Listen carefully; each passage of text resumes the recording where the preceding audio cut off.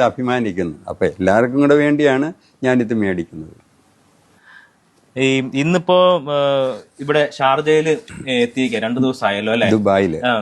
ഈ ഇവിടെ എത്തി ഒരു അതും തോമസ് ചേട്ടന്റെ ഈ ഒരു വലിയ സേവനം കണ്ടുകൊണ്ട് അതെ, സെന്റ് തോമസ് ഓർത്തഡോക്സ് കത്തീഡ്രൽ പള്ളി മികച്ച സേവനത്തിലുള്ള ഒരു അവാർഡ് തരുന്നതിന് എന്നെ വിളിച്ചായിരുന്നു. മാർ ദേവദോസിസ് തിരുമേനി എന്ന് പറയും. ആ തിരുമേനി ഒത്തിരിയേറെ നന്മ ചെയ്ത തിരുമേനിയാണ്. ആ തിരുമേനിയുടെ ഓർമ്മയ്ക്കായിട്ട് എന്നെ വിളിച്ച് എനിക്ക് തന്നതാണ്. അതിലെനിക്ക് ഏറ്റവും വലിയ സംതൃപ്തിയുണ്ട്. കാരണം ആ തിരുമേനി അതുപോലെ വിശുദ്ധനായി ജീവിച്ച് പാപങ്ങളോട് ഒത്തിരി കരുണയായി ജീവിച്ച് ആ തിരുമേനിയുടെ ഓർമ്മയ്ക്കായിട്ട് അവർ എന്നെ ക്ഷണിച്ചതിലും അവാർഡ് തന്നതിലും ഒത്തിരി സംതൃപ്തിയുണ്ട്. അതിൽ ഏറ്റവും ഞാൻ സംതൃപ്തി കണ്ടത് ആ പള്ളിയിലെ അതിലെ ട്രസ്റ്റിമാരും അതിലെ യുവജനങ്ങളുടെയും സഹകരണമാണ്.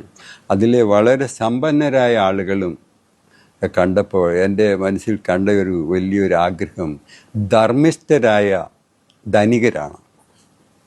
മനസ്സിലായോ? ധർമ്മിഷ്ഠരായ ധനികരെയാണ് കണ്ടത്. കാരണം ധനസ്ഥിതി മനസ്ഥിതിയുള്ളൊരു ചുരുക്കമാണ്. ചിലർക്ക് മനസ്ഥിതി കാണും, ധനസ്ഥിതിയില്ല. ചിലർക്ക് ധനസ്ഥിതിയുണ്ട്, മനസ്ഥിതിയില്ല. ഇത് തിരിഞ്ഞും മറിഞ്ഞും. പക്ഷേ ധർമ്മിഷ്ഠരായ ധനികരെ അവിടെ കണ്ടപ്പോൾ വലിയൊരു സംതൃപ്തി തോന്നുന്നു. അതൊക്കെ അവരുടെ തലമുറകളെ തന്നെ അനുഗ്രഹമായി തീരുകയും ചെയ്യും. ഇത് ഓരോ തവണയും ഇവരിങ്ങനെ പുരസ്കാരം കൊടുക്കുന്നത് 2 തരത്തിലാണ്. എനിക്ക് ഒന്ന് ഏറ്റവും മികച്ച കർഷകൻ ഒരു തവണ കൊടുക്കുന്നു, അതിനുശേഷം 2ാമത്തെ തവണ വരുമ്പോൾ ഇത്തരത്തിൽ സന്നദ്ധ സേവനം നടത്തുന്ന ആളുകൾക്ക് കൊടുക്കുന്നത്. അങ്ങനെയാണ് തോമസ് ചേട്ടൻ ഇത്തവണത്തെ ഈ പുരസ്കാരത്തിലേക്ക് എത്തുന്നത്. അത് പ്രത്യേകമായിട്ട് നമ്മുടെ ഒരു പൊതി ഒരു കൈ അതിന് ആ ഒരു പദ്ധതിക്ക് വേണ്ടിയിട്ടാണോ? അതെ അതെ.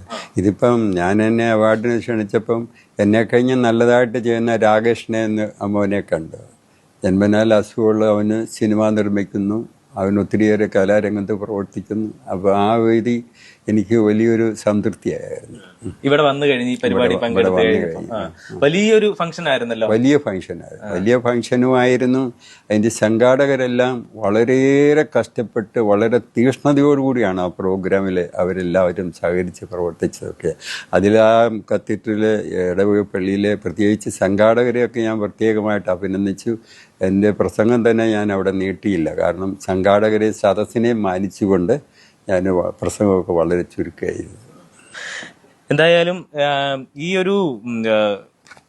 ഒരു തുടർച്ച അത് തോമസ് ചേട്ടൻ